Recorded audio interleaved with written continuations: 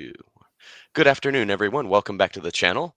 We are joined today by a very special guest, Mike Khouw of YieldMax now. Mike, thank you so much for coming on. Would you like to introduce yourself, tell the audience a little bit about yourself?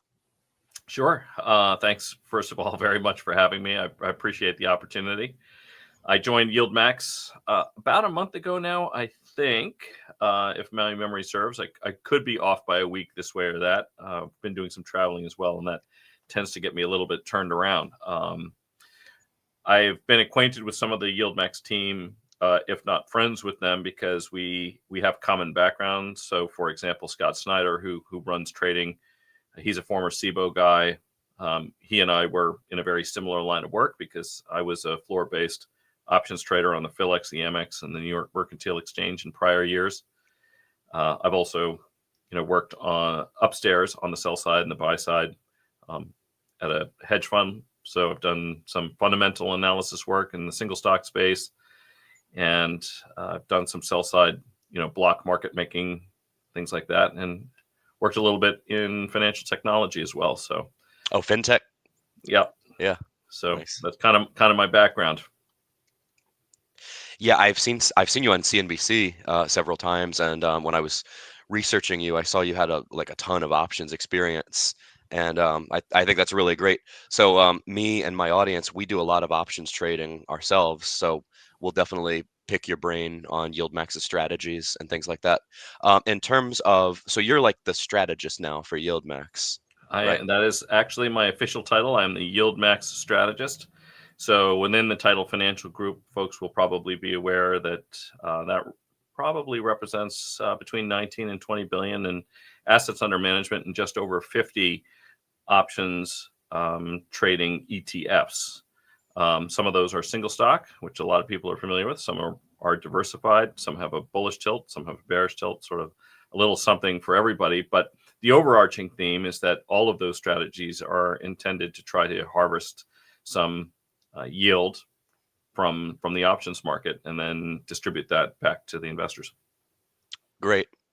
So what's your opinion now, like on the current state of YieldMax and the current strategic direction, and do you see any changes possibly?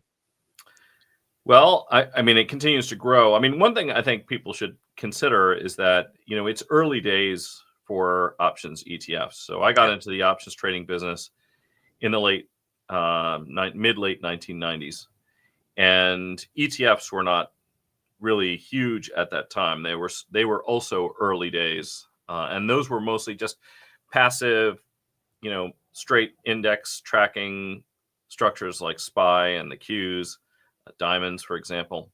And to put things in perspective, since that time, the ETF business has grown into $14-15 trillion or thereabouts. I saw a number published today that the industry expects something like 18 trillion in ETFs by the end of 2026.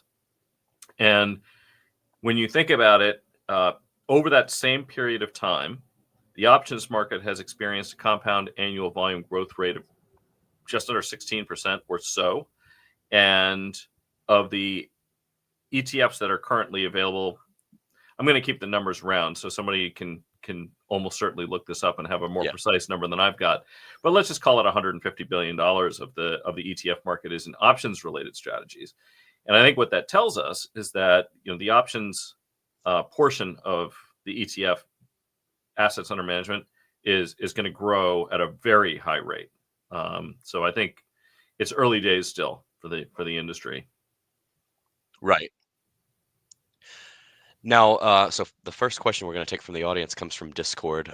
This will be an interesting question. So the audience member thinks that a competitor is doing a better job of capturing upside. What are your thoughts on that? Did they mention which competitor it is? I don't. Yeah, it's fine. Roundhill, actually. Yeah. So Roundhill uses leverage. We don't. Okay. And leverage can be a powerful tool and appropriately deployed. First of all, it's a useful thing to do, but it cuts both ways, right? Mm-hmm. So we're in a bull market, and I think it serves everybody to remember that. If I could go back in time, there would have been many times when I would have not just deployed leverage, maybe not 125% net exposure, the way some I think of the round hill products have it, but considerably more leverage than that. But I think that, we've seen some circumstances earlier this year, the post-Liberation Day drawdown. We've seen some other circumstances too in my investing and working career, because like I said, mid-late 90s, that meant that I was around for the collapse of the Asian Tigers. I was around for the Russian default. I was around for the tech wreck. I was around for the great financial crisis. I was around for the flash crash. I was around for, obviously, much more recently, things like COVID and Volmageddon in early 2018. I've seen plenty of circumstances where,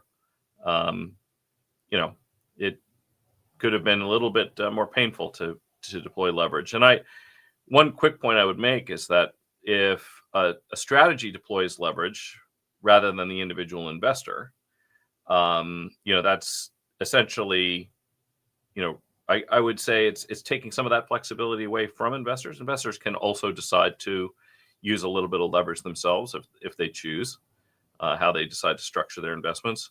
I'm not trying to denigrate anybody's strategy necessarily. I think each has their time and place, but it's important to understand you have to compare like with like, right? So do it on a risk-adjusted basis, and maybe those distinctions won't be as broad as they appear at first blush. Right. I'm glad you brought up leverage, because there's one company out there that does a ton of leveraged ETFs.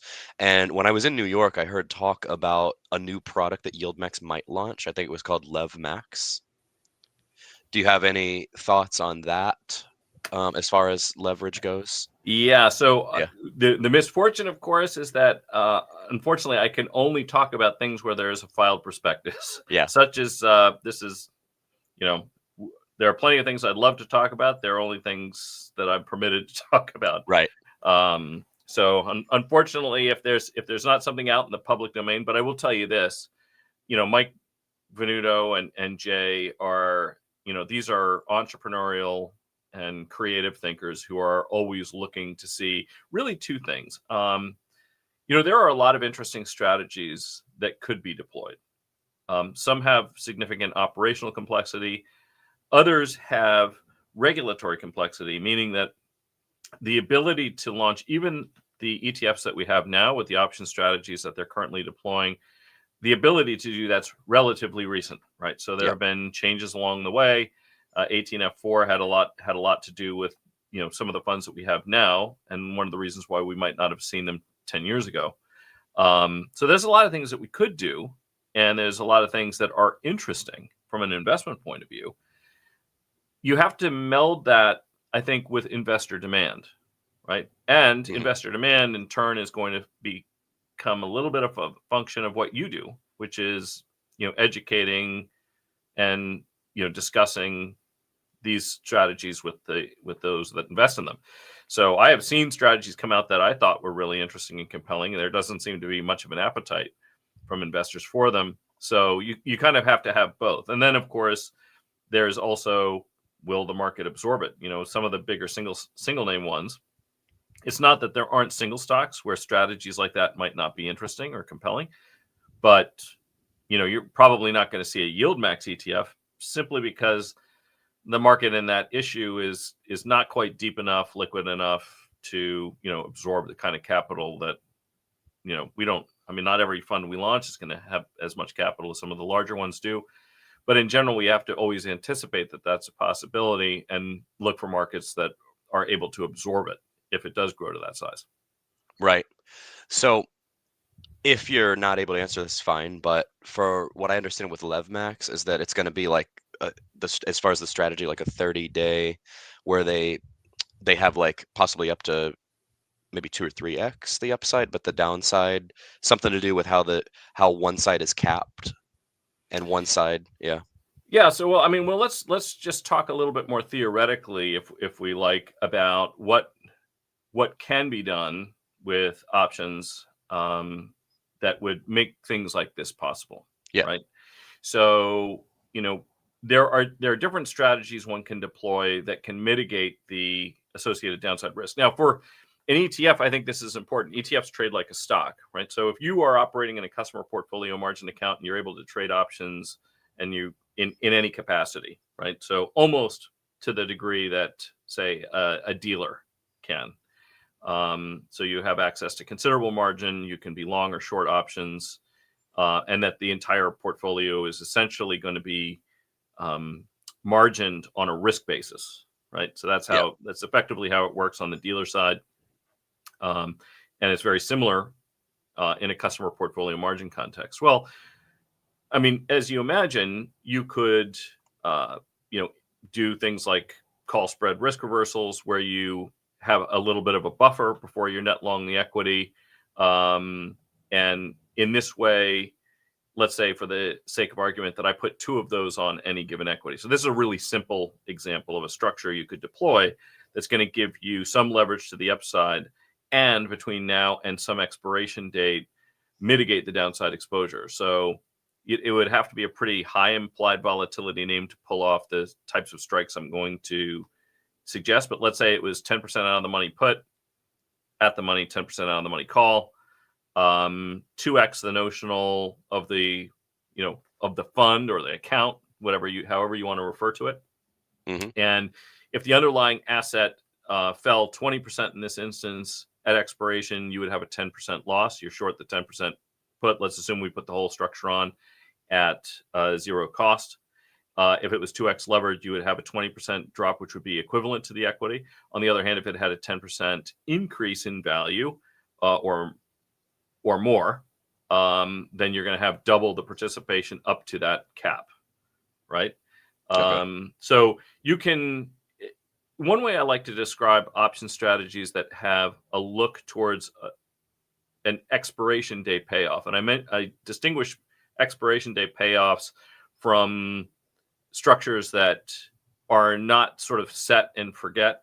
What would be included in that: volatility, stat vol arb strategies, calendars. The minute you introduce calendars, you don't have a fine delineation at the nearer expiration date, because the value of the longer dated option can only be estimated. It involves making a volatility estimate or prediction for what the implied volatility of the longer dated options will be on some future date.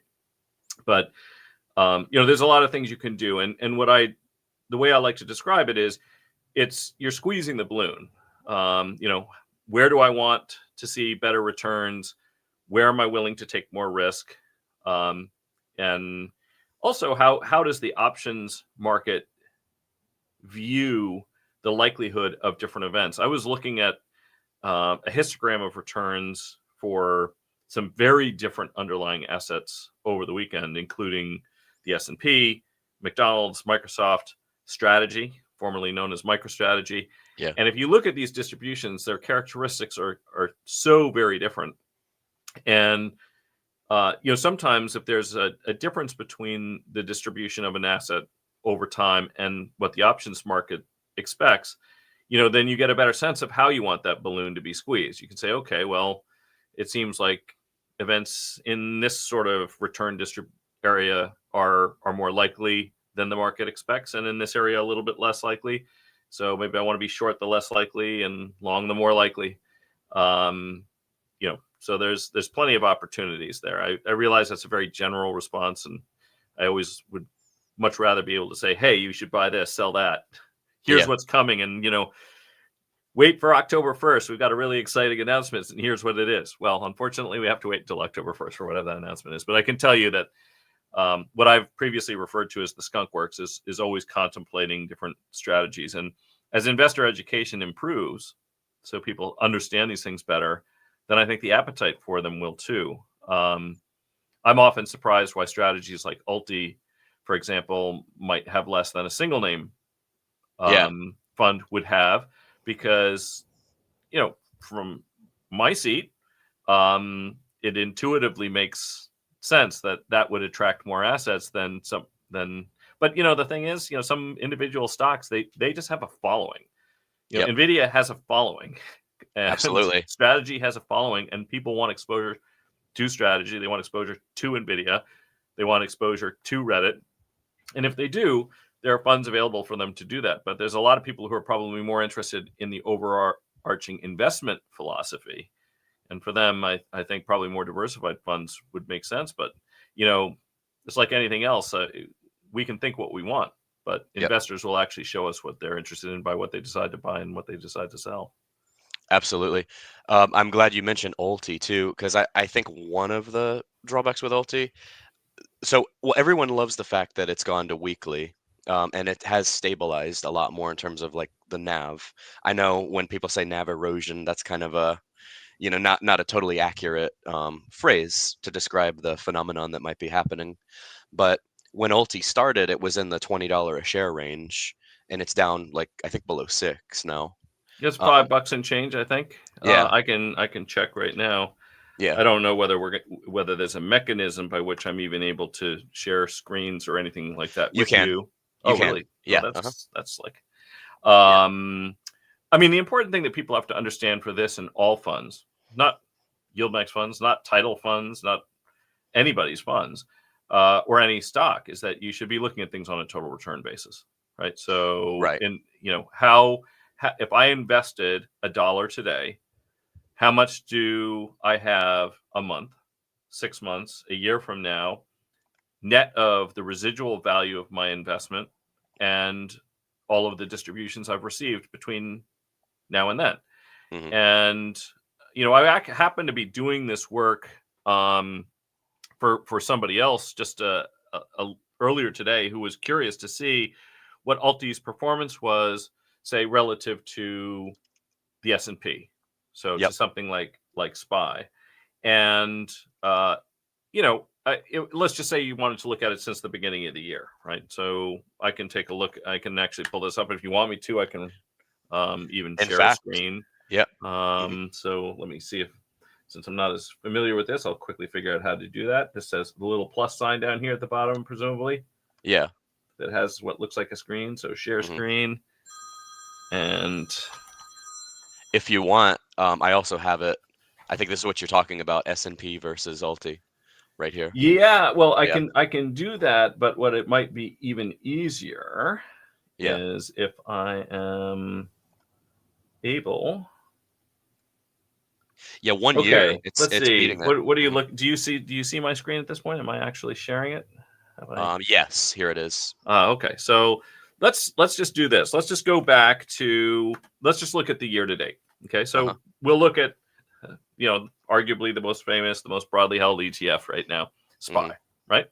Yep. So since the beginning of the year, SPY has had 2 dividends. And what is this chart showing us? Well, the white line, if I can highlight that, I did manage to, even though it's kind of small to grab. So that is the price change of SPY.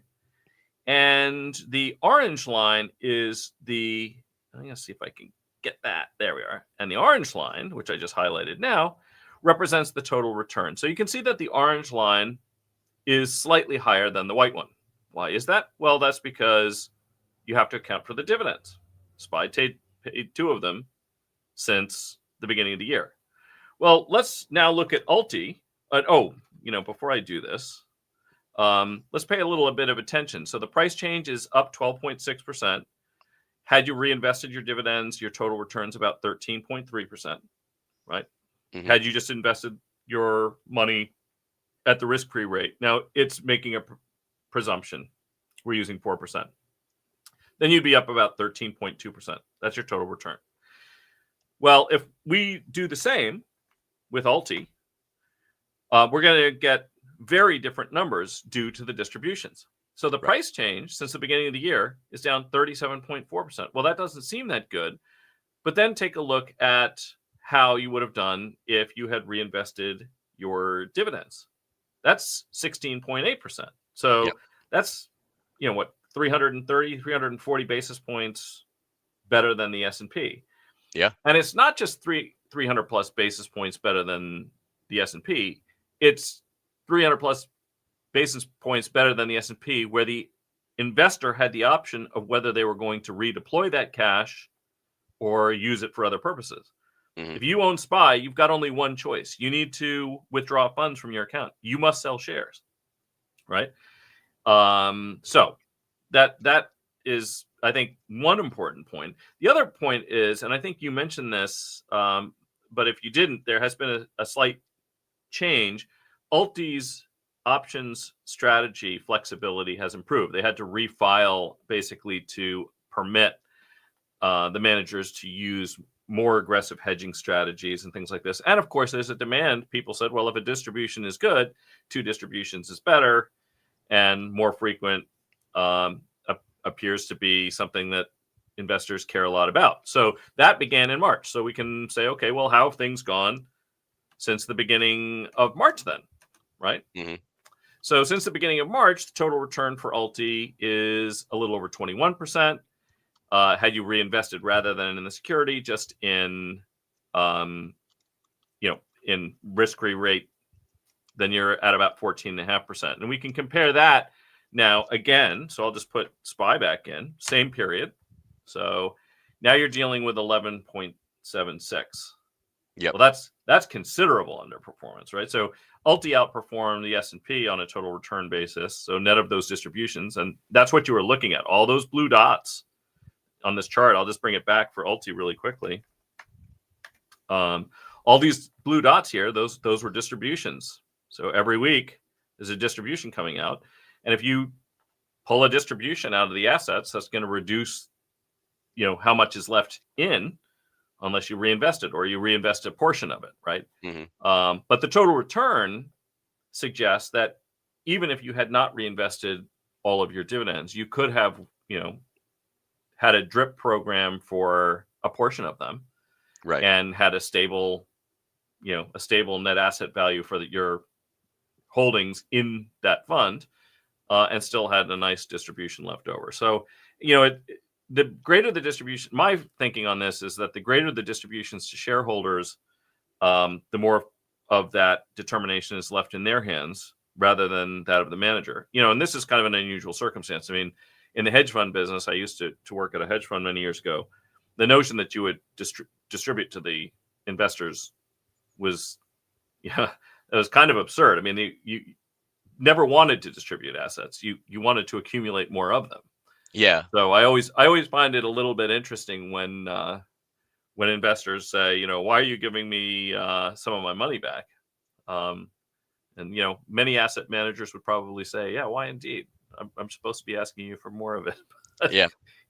It's I think this is an important thing. The other important thing is that, under the registered investment company rules, in order to achieve the most favorable tax treatment, because what do we care about? I mean, we care about total returns. We care about the best total returns we can get net of taxes. So taxes do play into it. Now, I'm not giving any tax advice. I'm not a tax attorney or an accountant. So, everything I'm about to say is just sort of a general statement. But the general statement is this, and that is that if a distribution comes to you, it's going to be better if that is a non-taxable event, or if it is a taxable event, that it's given the best taxable rate, right? So if you're just buying and selling stocks, for most people, you'd rather have a long-term capital gain than a short-term capital gain, right? Exactly. Yep. You'd rather have, all else equal, if I have a bucket, and from that bucket, let's say you put $100 in, there's 120 in it now, and I can take $20 out and give it back to you. How do you want that categorized? Would you prefer that it's a qualified dividend? Would you prefer that it's a return of capital? Or do you want to have somebody deliver income or a short-term capital gain? And the answer is that you want to have whatever is going to give you, the lowest possible tax right now. Now, in some cases, if it's a return of capital, it's going to lower your basis, right? So the NAV is going down, your basis is going down, but you've gotten some of your money out. So I think people need to sort of look at all the moving parts and say, if I had to make this determination myself, how would I want to proceed? And I think if they recognize that, sometimes they're probably going to understand a little better what it is we're doing. Now, that does not offset situations where the underlying assets just didn't perform well. MicroStrategy peaked, what was it, in July or so, if I have that right? Yeah. And it began to underperform Bitcoin, because it typically played like a levered play on Bitcoin. And then Bitcoin itself started to underperform a little bit, which exacerbated the problem. If you own the underlying stock and it goes down, that's not a good thing. You do a buy right, you're buying the stock. A covered call is selling calls on an asset you own. You hope the value of that asset goes up. If it does not go up, that's a wholly separate problem. But that goes to the individual investors' preferences that we talked about earlier. Some people want Nvidia, they want strategy, they want Reddit or some other name, and they can get into the strategy with those stocks. But if those stocks don't do well, then the strategy is probably going to suffer as a result. I mean, that's only natural. Right, exactly. So we touched on a lot of things there. So one misconception the audience has, like you mentioned with return of capital, is that, oh, they're just paying your money back to you. And we actually had a question come in along those lines that I'll pull up here. So if we are to reinvest dividends, is it really income? How much can I actually use for income versus reinvesting? So, yeah, I mean, understand that the return of capital is a characterization of a distribution, right? So that's a separate sort of tax-related issue. In the case of ULTY, which I think I still have up on my screen right now. Yep. One of the things you can see is that, and actually, if the market was going down, and it did because we had this big washout in the post Liberation Day, I think, what was the trough, like April 8th, or it was right in that neighborhood. And then it seemed like everything started recovering from then on. Everything starts recovering. So in a steady and uprising bull market, the way I would think about this is I would think about the basis that I have in the shares basically after a distribution takes place. Right. So if you think about that, here you have a situation where this little seesaw here, the difference between what happened here in the orange line and the white line is the distribution, right? So that makes perfect sense. The underlying assets are going up, then they drop off a little bit, but the white line is going to fall by more because they actually distributed some of your money to you. So the question the investor then needs to ask is, okay, what is the approximate pace of capital return, and do I want to reinvest that capital either in this fund or in something similar, right? And my thinking on this is that just like you kind of dollar cost average in all of your investments, most likely, every time you get a paycheck, maybe some of it's going to an IRA or a 401k or something like that. You could always reinvest some portion to keep that as a relatively stable amount. I would make a different point too, though, which I think folks should consider, which is that you always want to be evaluating, especially if you're in the single name funds. And I'm not just talking about ours. I'm just saying in general, it's a common practice amongst portfolio managers to rebalance their portfolios based on the percentages that they have allocated to all of the constituents of the portfolio relative to what their targets were at the beginning. At a really high level, let's imagine you run a 60-40 long book. So 60% equities, 40% fixed income. If rates fall precipitously and the fixed income book outperforms, two things are going to have happened, right? One of the things that has happened is that let's assume that rates went way down for a bad reason, right? So what would be a bad reason? Lower anticipated economic growth would cause long-term rates to fall. Yep. In a manner that wouldn't necessarily support equities, right? So a way that could support both asset classes is inflation expectation fall, rates fall, equities rise, bonds rise. The way it could go the other way is, you have poor economic growth expectations, bonds rise, equities stay put or fall. Well, in that portfolio, the two things that have happened are that the 40% allocation to fixed income has almost certainly gone up to a higher number. So I'm not 60% in equities and I'm not 40% in fixed income anymore. Now maybe it's 55-45. So what do I need to do? I need to sell some of my fixed income and deploy some of that money to equities to get back to that 60-40 balance. There's another reason I might be inclined to do this. Not only is the percentage greater, But actually, the risk-reward relationship of fixed income has precipitously changed. Now, we don't need to get all wonky about this, but convexity in fixed income is exacerbated when rates are low. In other words, the value of a long duration bond portfolio is more sensitive to a 100 basis point change in rates when rates are 3 or 4 than they are when they're 9 or 10. Yep. And so that's another reason why you might be inclined to reduce that portion of your portfolio. Why do I use this simple example?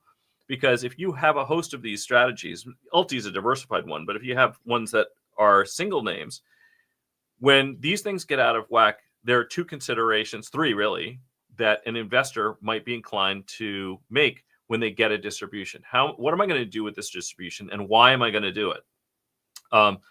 Well, one of the things we know about the YieldMax strategies is that, one, you should be bullish on the underlying asset for those strategies that are bullish. Winter is not bullish, for example. Right. Crash is not bullish. Salty is not bullish. But for those that are, your prevailing view either on the market or the underlying asset is important. You should evaluate it every time you get a distribution before you determine what you're going to do with it. Mm. The second thing that really affects the distributions is volatility. And more importantly, implied volatility. Implied volatility is an options trader's way of thinking about the price of options. A stock that has, a very high implied volatility, and we're still sharing my screen, so maybe we can pull one up, or a relatively high one.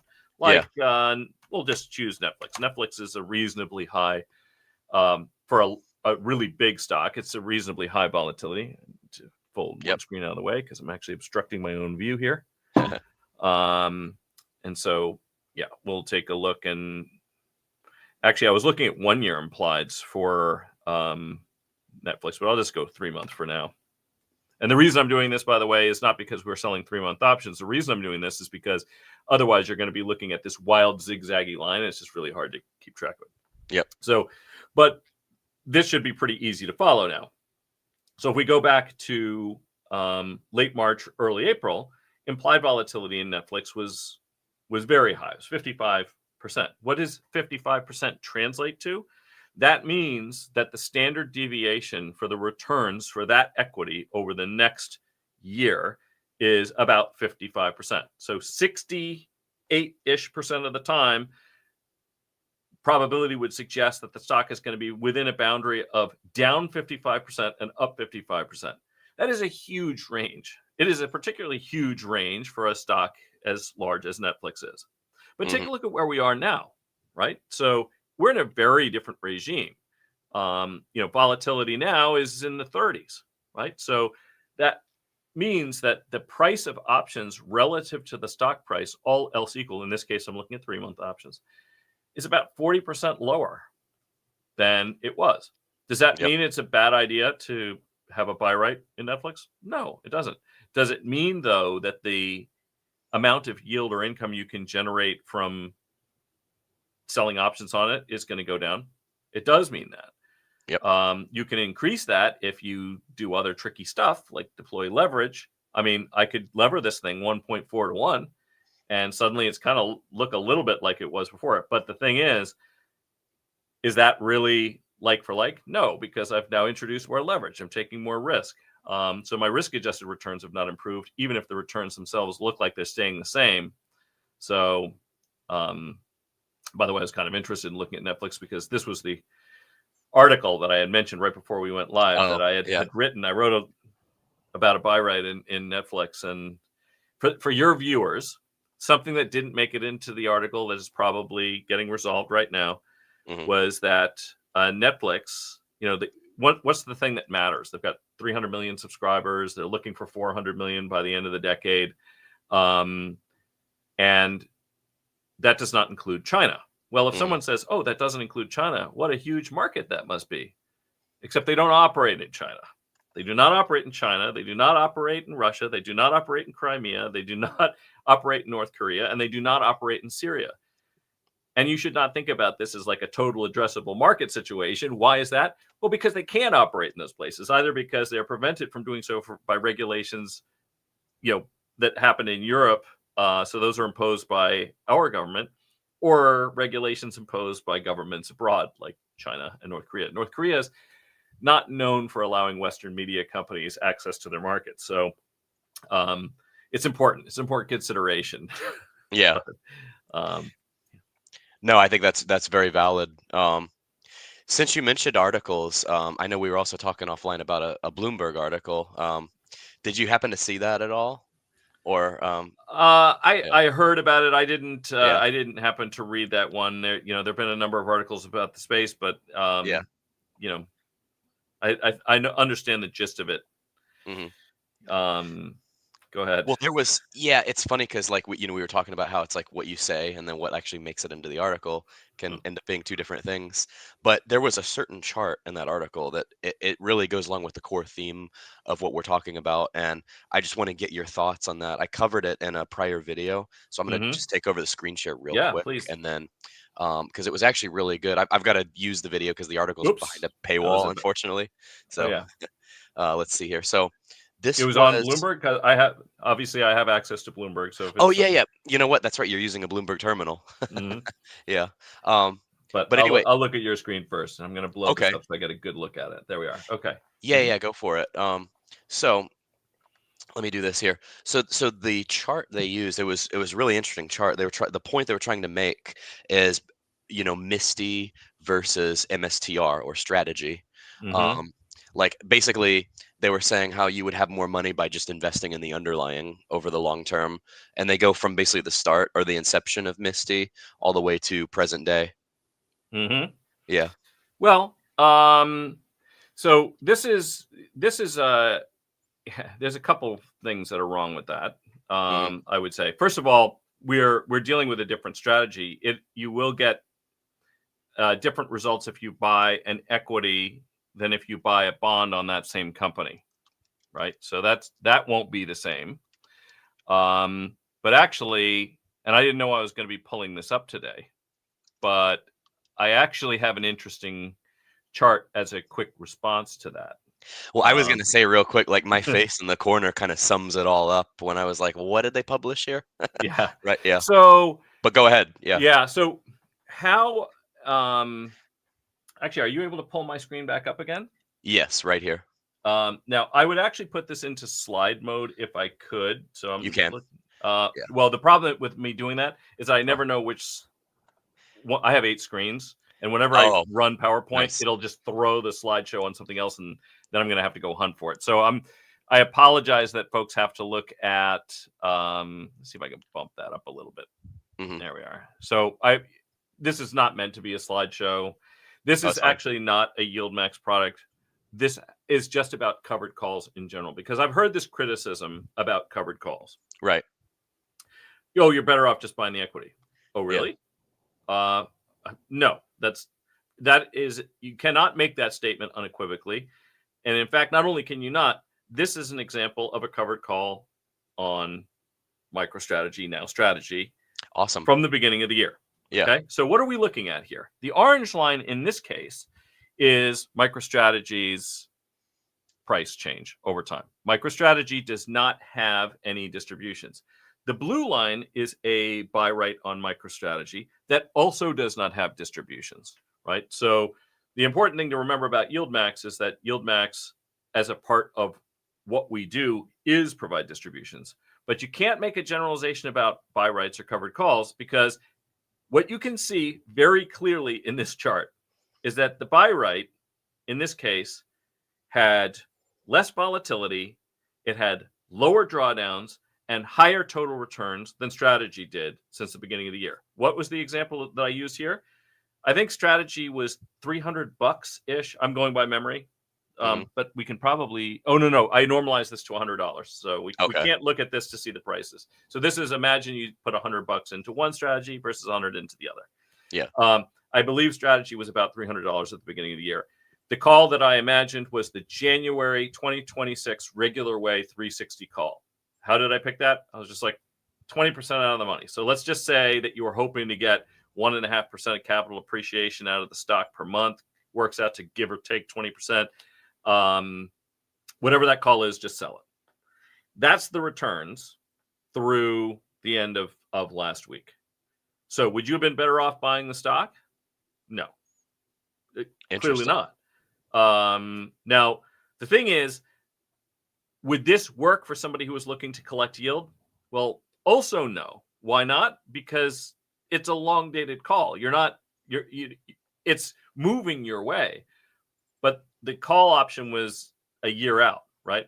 So this would have worked out very nicely if you were running a pension or Hmm. an endowment or anything that has stable assets and is just looking to grow those assets steadily with low volatility and more modest drawdowns.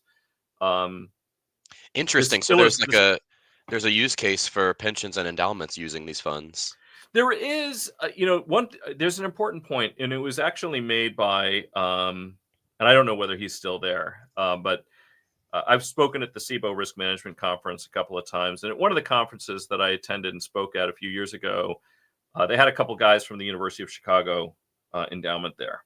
And one of the points that the manager made, and it's an apt one, Hmm. is that those types of funds, so public pensions, and I have a very good friend who works at the Texas Employee Retirement System. He runs the fixed income book there. Hmm. The issue that you have with trusts, pensions, and endowments is that they are all naturally, why do they care so much about volatility?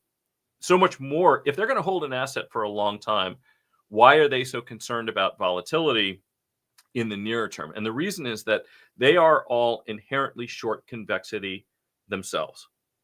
And let me give you an example of this. The economy turns south. Tax revenues start to decline.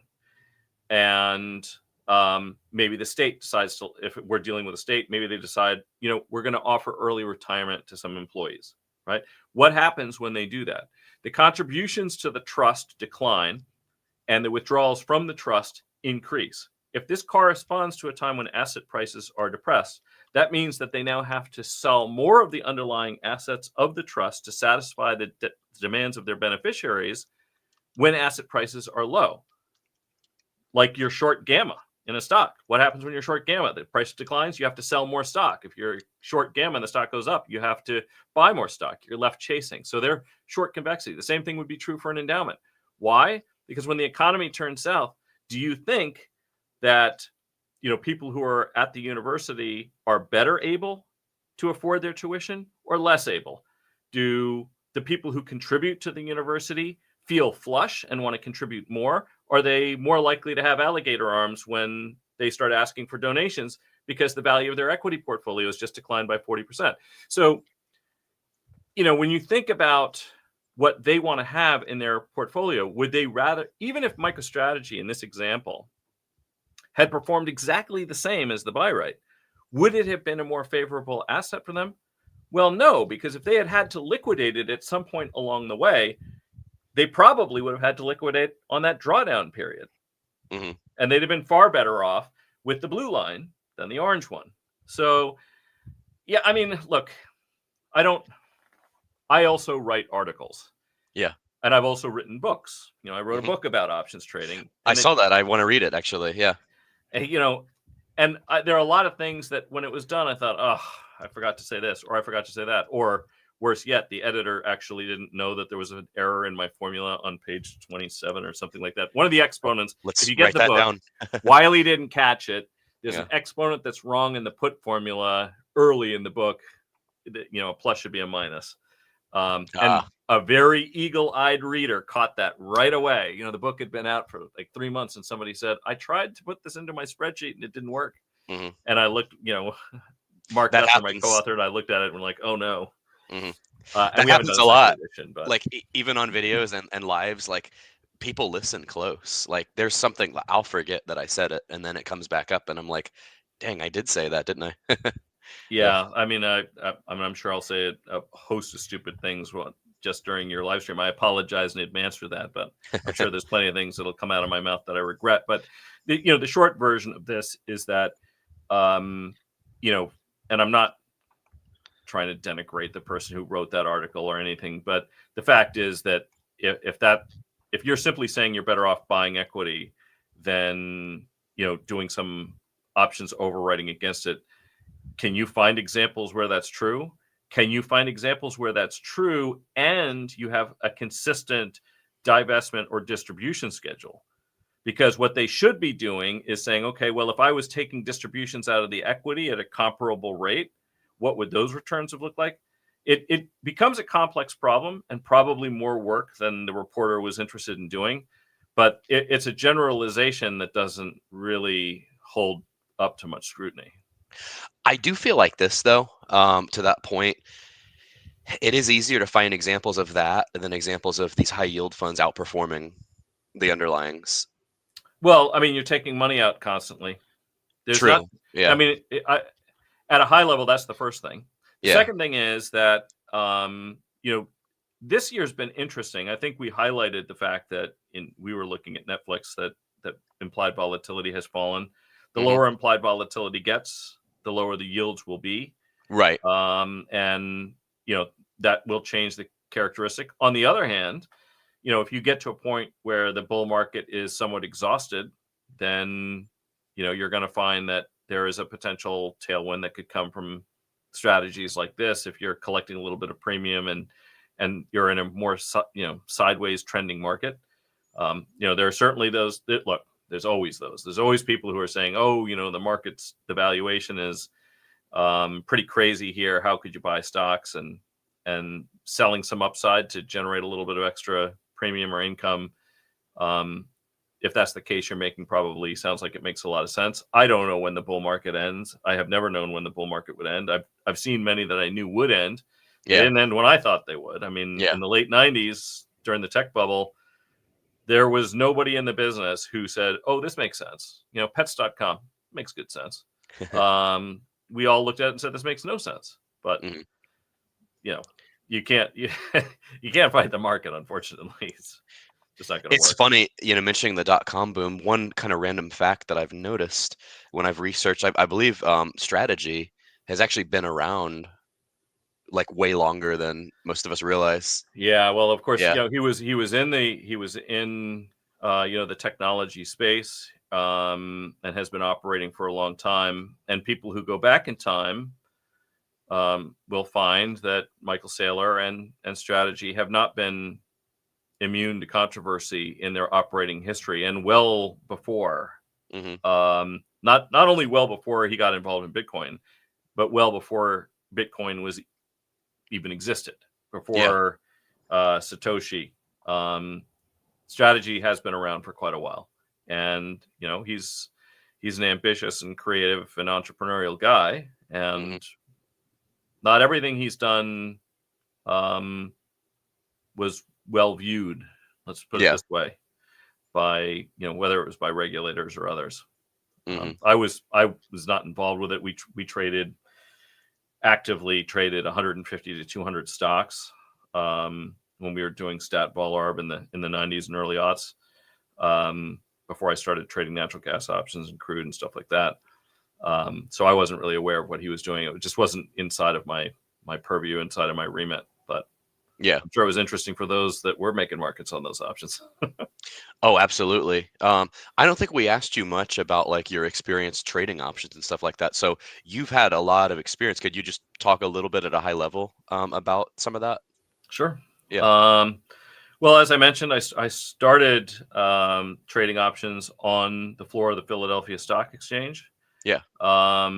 Name of that firm was Gateway Partners. Gateway Partners was later sold to Knight Capital Group. Knight Capital, by the way, had its own spectacular blow up many years later. It was a publicly traded company, big market making firm. But what we were doing specifically was we were making markets in single stocks. I focused a lot on cash settled sector indices. And my specific area was the oil service index. So we were basically doing what we call stat vol arb, statistical volatility arbitrage, where I was trading the options on the oil service index, which was a cash settled index. Those were more popular before ETFs were a thing, against the options on the constituent stocks. So I have a really simple way to explain what this is. There's a common strategy. You guys can look it up. It's called dispersion. Effectively, we were in a dispersion strategy in tech stocks, and in my case, in the oil complex. What you do is you're generally long options on the single stocks and then short a weighted number of options in the index of which they are constituents on a weighted basis. And the relationship you're looking to exploit is that an index cannot be more volatile than the weighted volatilities of its own constituents. And the way I explain this is, imagine I have a simple index. All right. I have the ABCD index. It has stocks A and B and stocks C and D in it. Okay. Mm-hmm. And if these stocks are all perfectly correlated, let's say they're all 30 ball and they're all at 25% weight and they're all perfectly correlated. If they all go up 1%, how much does the index go up? Easy answer is, question for you. Oh, can you ask again? I'm sorry. Yeah. So I have an index. It's got four Yes. stocks, 25% Right. in each one, and they're perfectly correlated. Oh yeah. And so one goes up 1%. If it's perfectly correlated, that means all the others did what? They also Went went up. up 1%, and the Yes. index went up 1%. Easy math. Yes. Okay.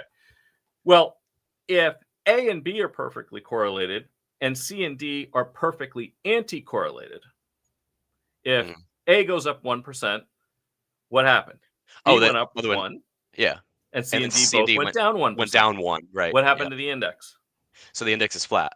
The index is flat. Yeah. So in this situation, if I was long options, just long gamma on A, B, C, and D, well, in theory, I should have won because I was able to harvest some of the gamma.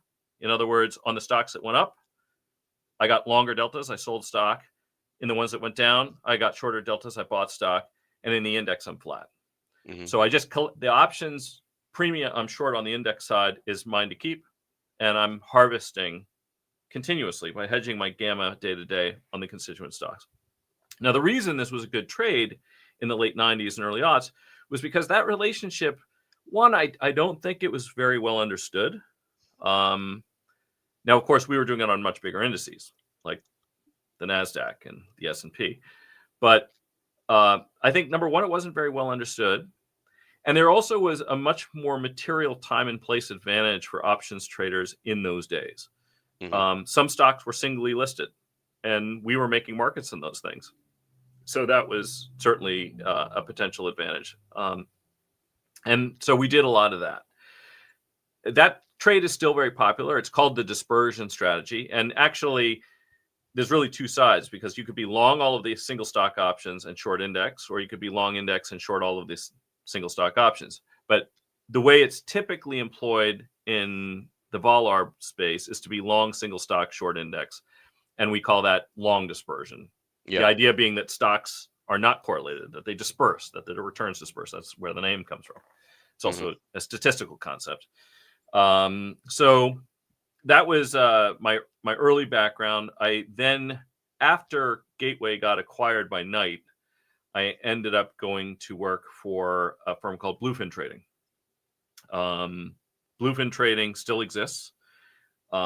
It's a big market-making firm, competes with Jane Street, Citadel, Susquehanna, stuff like that.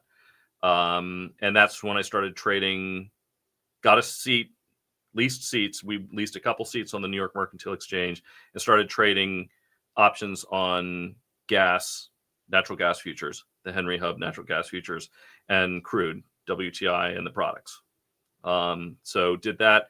From there, I went to work for a hedge fund, long short, deep dive private equity approach called Ivory Capital in Los Angeles. And just showing my age here, going through these things.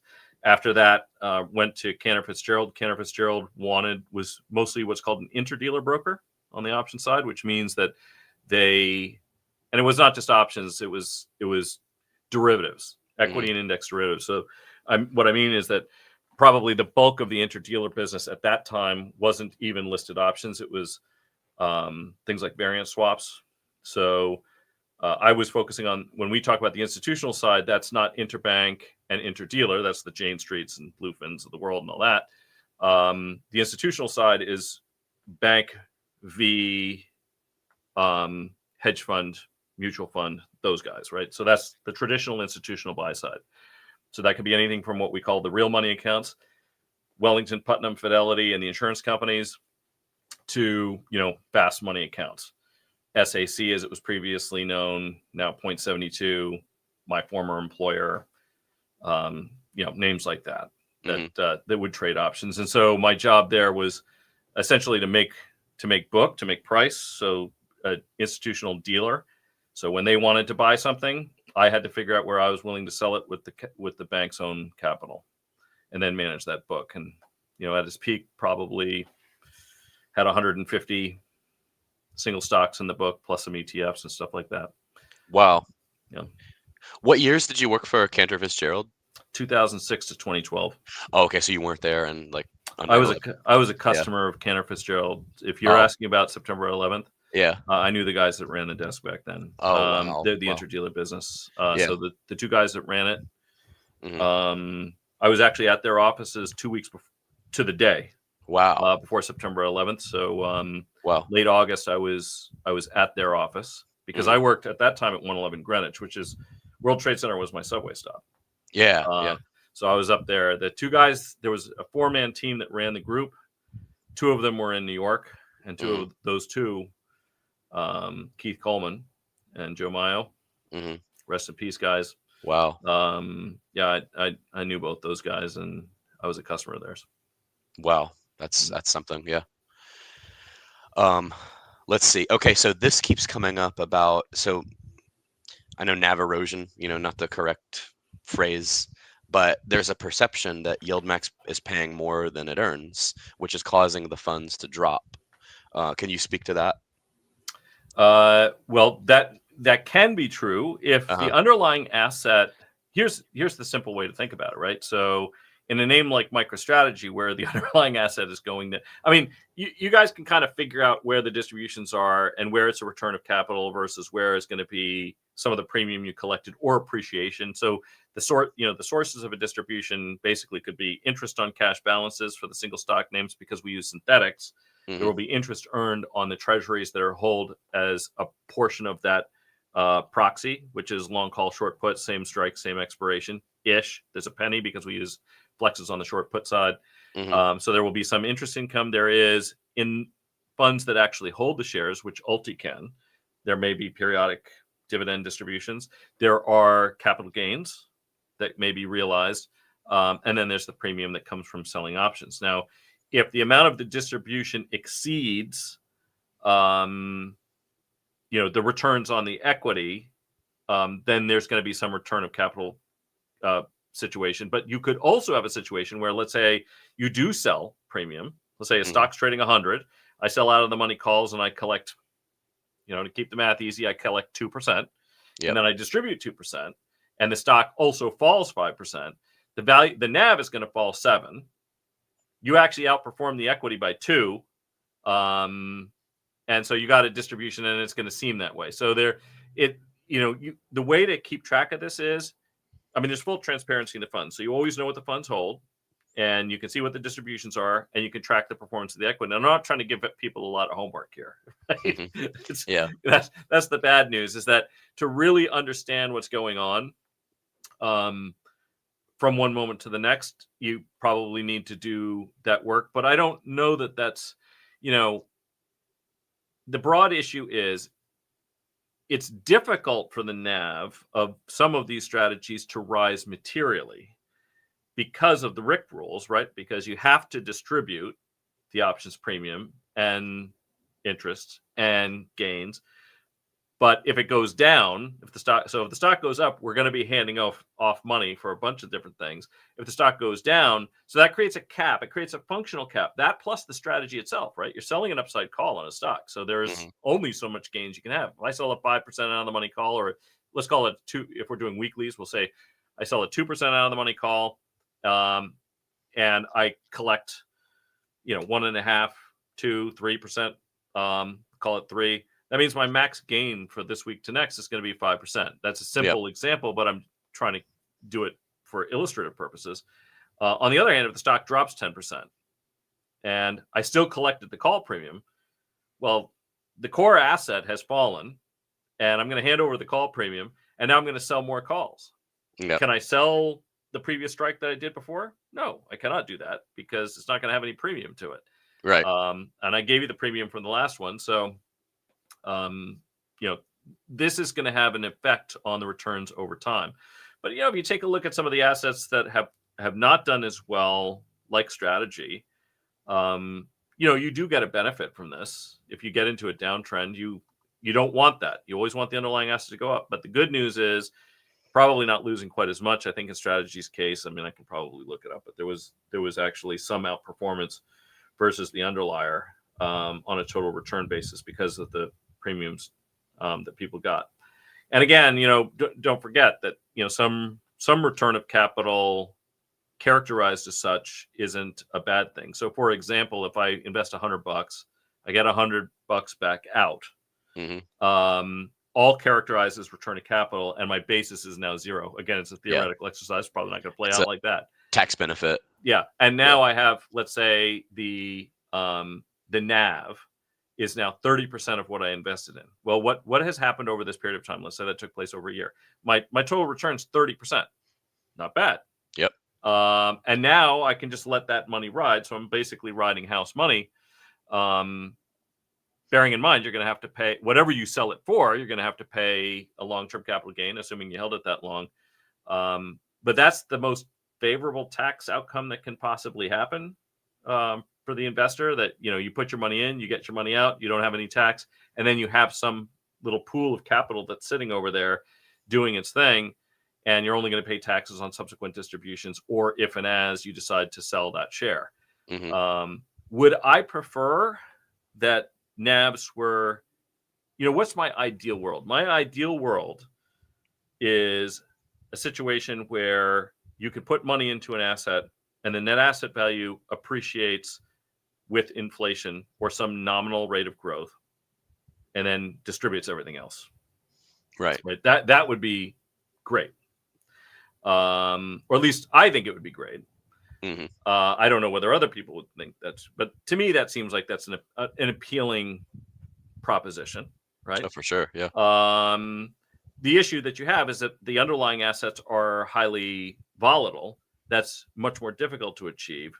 And if the underlying assets are not that volatile, then the amount you're going to harvest by selling options premium on them is likely, somewhat less. And I will tell you this, I mean, we and others, I don't think I can really get into too much more specifics about this, but we and others are exploring mechanisms to do that.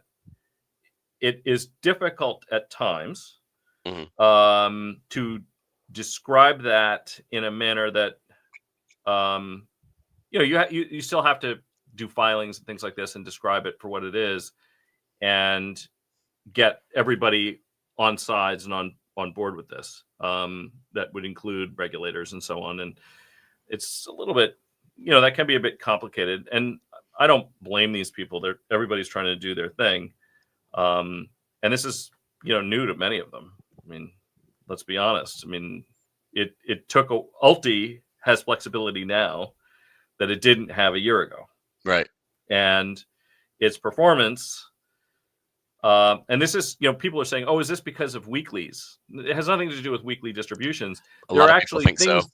No, there's things that ULTY can do on the hedging side that it could not do before, but it had to be written into the documents before the fund was permitted to do them.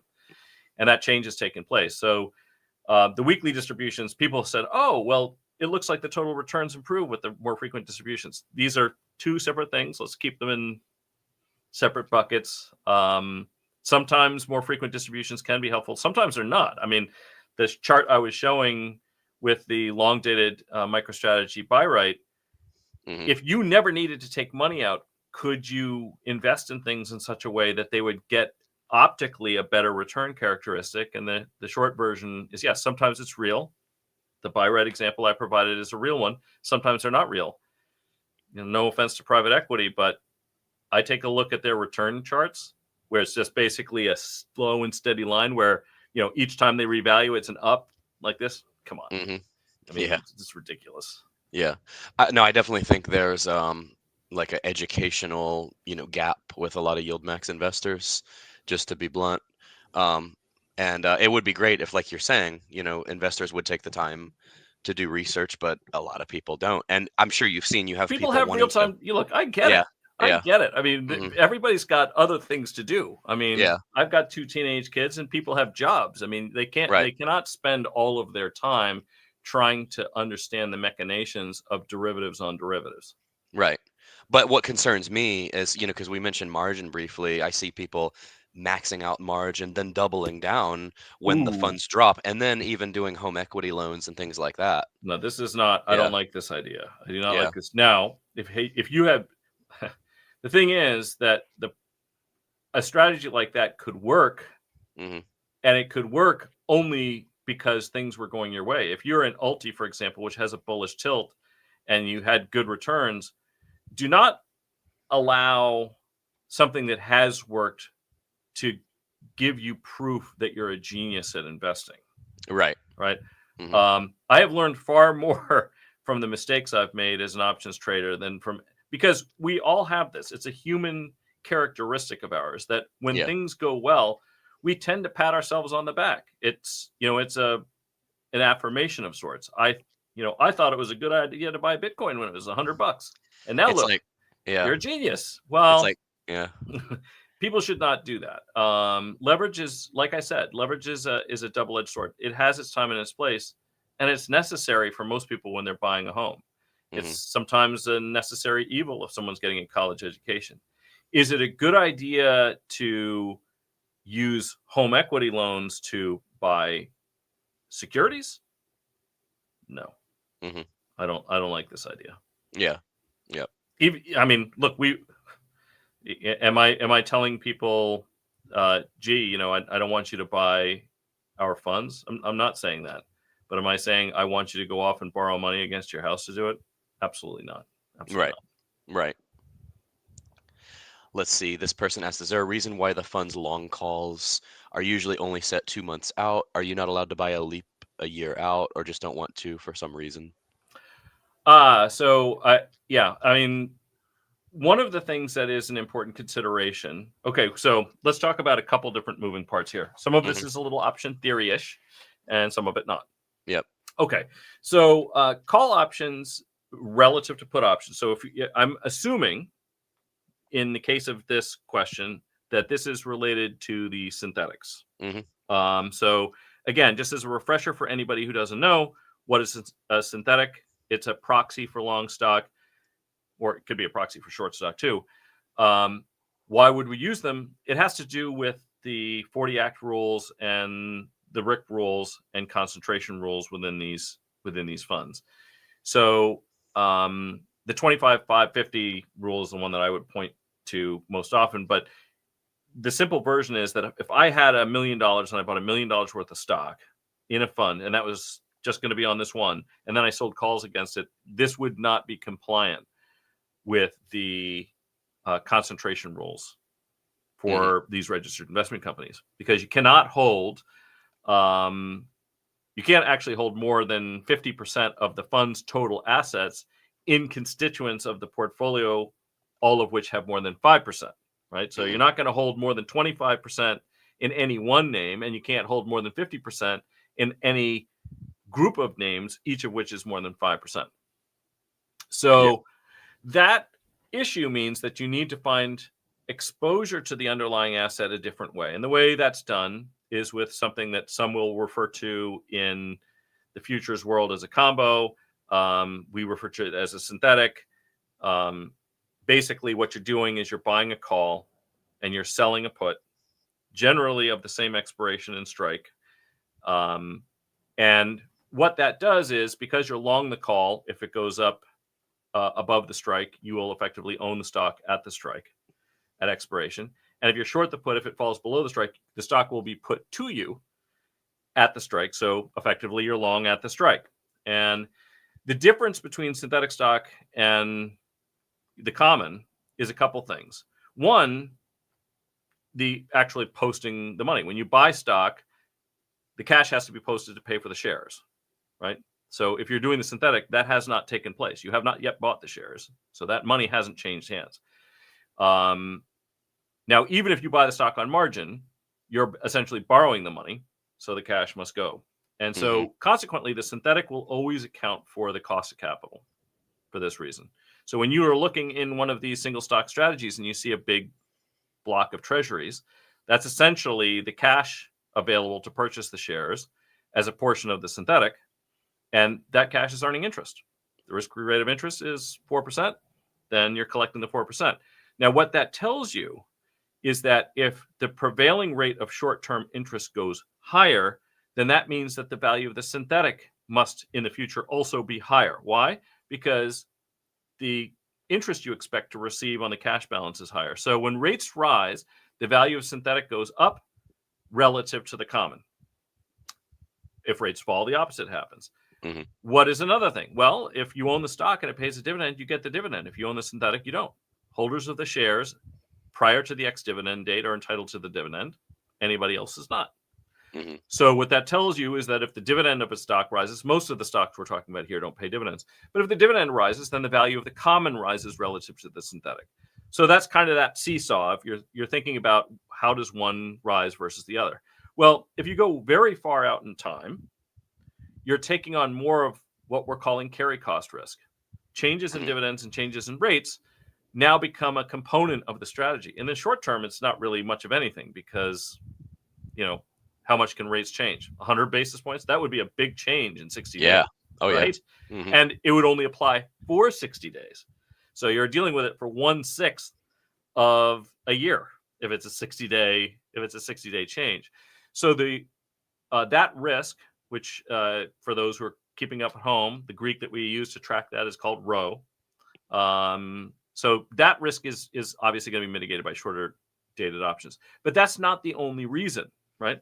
What's another reason that you might care about this? Well, there are potential tax reasons, right? Because you can realize gains and losses in options, that you're rolling over more frequently to offset what we know are going to be theoretical gains and losses in the very short dated options that are fundamental to the strategy itself in most instances, right? So that flexibility is also going to be important. Now, people might say, well, I also noticed that there are flexes, for example. You guys use flex options instead of listed options. Why is that? Well, for that concentration rule issue that I mentioned before, we can't be put the stock and we can't exercise those calls because if we did, then we would be violating the concentration rules. So we need Mm-hmm. the exposure to the stock, but we can't have it.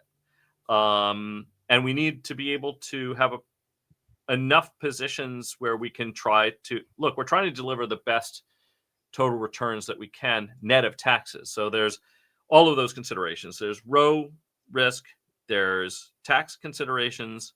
Obviously, there's the concentration risk issues. So all of those things play into the instruments that are being used at any point in time. Yeah. These, by the way, these structures are common in other applications. It was very common to trade, boxes and things like that to mitigate premium when I was a dealer because it would lower our capital requirements as a bank. And people speculate dividends are a trade all their own. Believe it or not, a lot of banks do dividend swaps, and doing these synthetics, reversals and conversions is what we would call that trade, play into your exposure. So if you find that you're getting too long dividends over the next 1, 2, 5 years, then you want to be long synthetic, short common to offset that risk.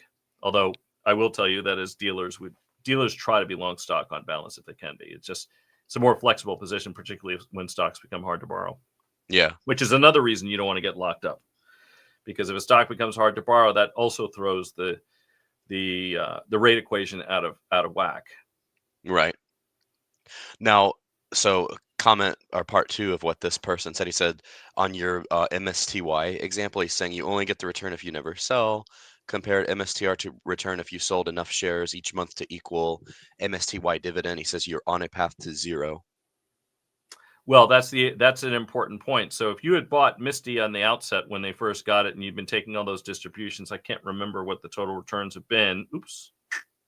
Oh, I can but yeah, I can just see here. I like the Bloomberg terminal. I wish I had one.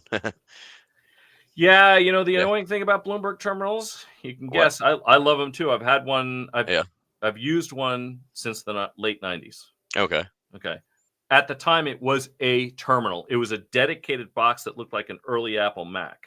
Oh, okay. And there was not the notion of individual They literally would bring the box. It was not it was a dedicated machine. Instinet, Mm-hmm. which was one of the big first DCNs, it was a dedicated machine. If you traded on Instinet, you'd get an Instinet machine, and if you needed Bloomberg, you got a Bloomberg machine.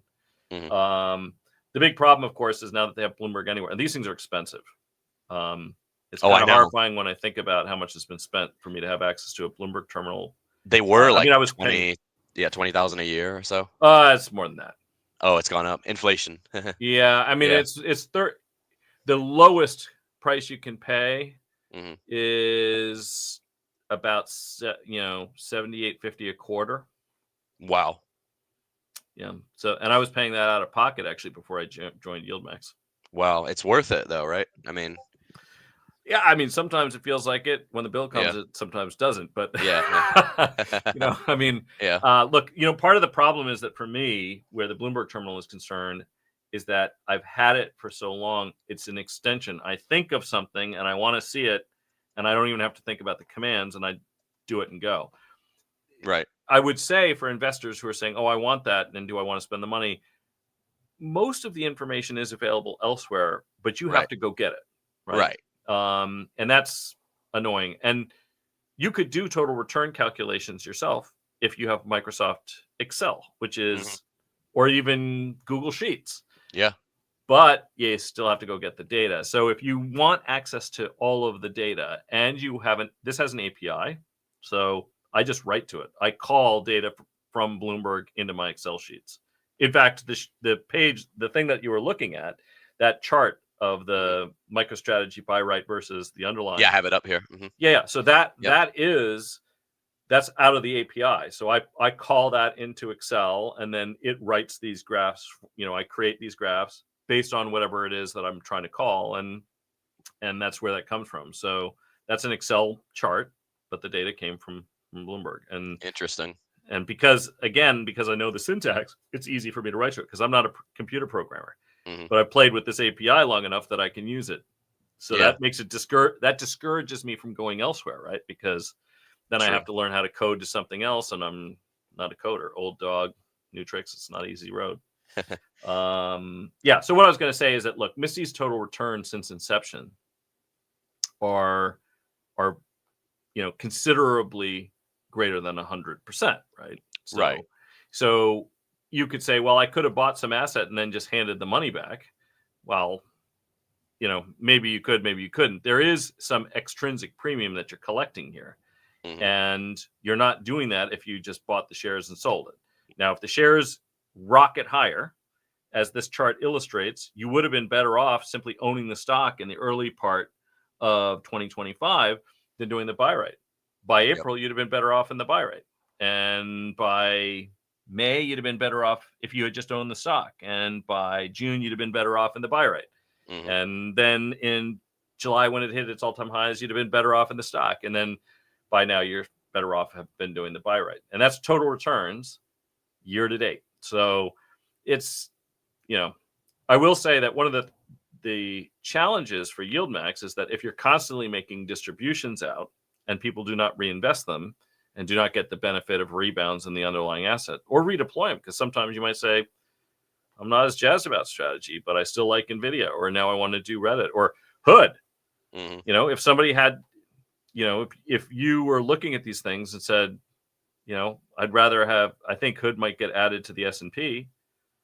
They caught me a little off because they had just added Interactive Brokers a couple of weeks earlier. I mean, a lot of people were hoping they would add strategy, but that didn't happen.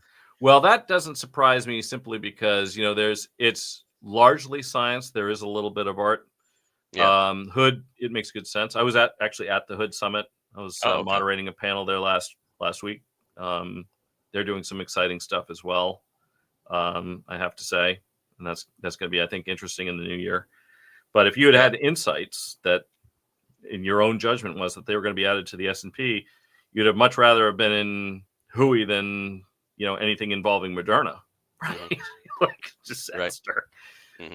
So yeah, I mean, the coulda, shouldas of the world. I don't have a whole lot of time for that. Right. There's a lot of things. There's a lot of money that could be made if I had a crystal ball. I don't possess one. Oh, absolutely. They did give us those, and I still think I kind of inspired this. The Magic 8 Ball. The Mm. marketing team did those for YieldMax.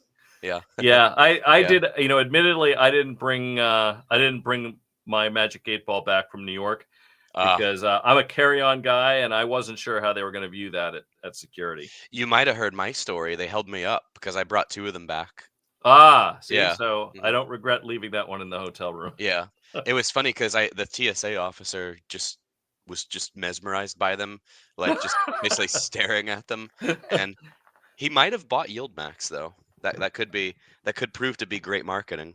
Ah, Yeah. well, so we're going to get a rash from the retirement plan of the TSA unions, Yeah. maybe. Exactly. All right, so one more. We'll do one more question. I've been holding this one for a while, but a lot of the audience has been chomping at the bit here. Hmm. All right, so Tesla, as you know, has gone up like $60 in the past couple of days. Yep. And so a lot of my audience bought into Tesla early Hmm. on, and a lot of them are still holding the bag, myself included. So I've had audience members point out to me that Tesla has only gone up like $1 or so during this recent run up in Tesla. Yeah, I mean, I will here. This is another good example. hmm Had we correctly anticipated that Tesla was going to have the big run that it did, it's interesting. I'm also involved with a fintech company hmm called Options Play. I don't own a small portion of that business. Doesn't not really relevant to the conversation, except to say that the CEO of that business, he also was at the Hood Summit, hmm and he loves selling cash covered puts. Uh-huh. Like that's like his default. It's his go-to strategy. Actually, Professor Guthner, who's co-author of my book and is a longtime friend and former colleague, this is what he's done. He would sell puts on cash covered puts on IBET, on strategy. He's interested in Ethereum plays as well. And of course, you know, we saw this big spike in Tesla beginning late last week. Yeah. And would it have been better to be long the underlying stock? Yeah, it clearly would have. hmm And Mark, the CEO of Options Play, reached out to me, and he said, what should I be doing? I said, you should be rolling them up. That's what you do in a hmm strategy like this. Would it have been better just to be long the stock? Yes, but that's not always going to be true. hmm Um, and if you're looking for something that generates income versus something that generates a long-term capital gains, the strategy approach that you're going to have is going to be a little bit different. When my son gets out of college and he's asking me, Dad, how do you think I should invest my paycheck? Should I be getting some sort of blend of fixed income and equities and everything? I'm going to say no fixed income for you.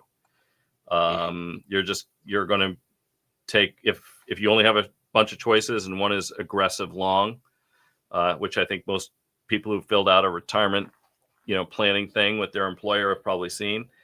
At some point in your investment career, that's most likely the correct approach. hmm Now, I will say, as a caveat to that there are people who are quite good at being tactical about things and, do reduce their exposure to equities when they feel like the risk reward relationship is less favorable. And they might focus more on income strategies or lower beta, hmm things like that. And I saw that in the tech wreck.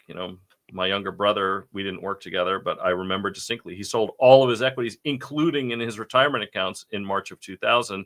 Partially that was because he was switching jobs and he wanted to get a rollover IRA and hadn't redeployed. Partially it was because he felt like we were in a bubble. Yeah. And I mean, I've never seen anybody time it better. And I was a trader at the time. He wasn't. He was a technologist. But he just, his instincts told him, I'm not going to get too greedy. I think this is greedy enough. Now, the interesting thing, of course, is that March of 2000 marked the highs. He literally hit it to the month. Not Wow. the day, but he hit it to the month. hmm And, that will happen sometimes. So I encourage your viewers that if you really have strong conviction about something, and we all do sometimes, you just have a combination of work and intuition that are in alignment. And, rather than listening to the screaming voices in our head, we listen to the screaming voices of everybody else. And how do you feel later, the way that turned out? Usually you don't feel so good about it. So if you have really strong conviction about things like that, I encourage you to act. I typically don't, because like I said, my intuition, I didn't sell everything, even though I knew stocks were overvalued, even though I knew a crash was coming. I didn't sell everything in March of 2000. It's better to be lucky than good sometimes, but I encourage people with these products, you can be tactical. That's the advantage, I would say, is that you can decide which stocks you want to be long, and sometimes they're going to shoot higher. If stock's going to shoot higher overnight, something's going to get added to the S&P or get taken over. Most of these stocks are not going to get taken over because they're mega caps. But if you have that circumstance, you'd rather be long calls than short them and long the stock. You still win, but you win less. I don't have a magic bullet that is better every single time. I wish I did. Yeah. No, I think looking at the life of it, like it's tracked close for most of it, but it was really like this period here from like October last year to like December where it really took off. Yeah. And yeah, it created this big disparity. But yeah. Okay. Well, that's pretty much all we have for today. Thanks so much for coming on. I appreciate you very much having me. I'd be happy to come back and chat with you anytime. Enjoyed our conversation. Yeah. So after, what'd you say, October 1st, right? That's when we're going to have more news. Yeah. So, well, it's not up to me to decide on what that timeline will be, but I would just say keep your eyes peeled. If once the prospectus is out, then we can generally talk about something. The hazard is that I think that at that point I think the specific rule is you can only say what's in the prospectus, which almost makes it, I love to hear myself speak, and maybe people don't mind us having a conversation. Whether I'm providing huge insights on new products over what will be publicly available, that's more questionable because I can't say anything until it's out. And then once it's out, I'm only allowed to say what it says. Yeah. So it's like story time. I'll read you a book. Let me read you the prospectus. Gee, well, how exciting that'll be. Right. Yeah. But anyway, all right. Yeah. Well, thanks again. And to the audience, check out Mike's book, The Options Edge, right? And then please remember to like, comment, and subscribe, and join Discord, and stay tuned for more updates. Thank you all. Have a great rest of your day. Cheers. Bye.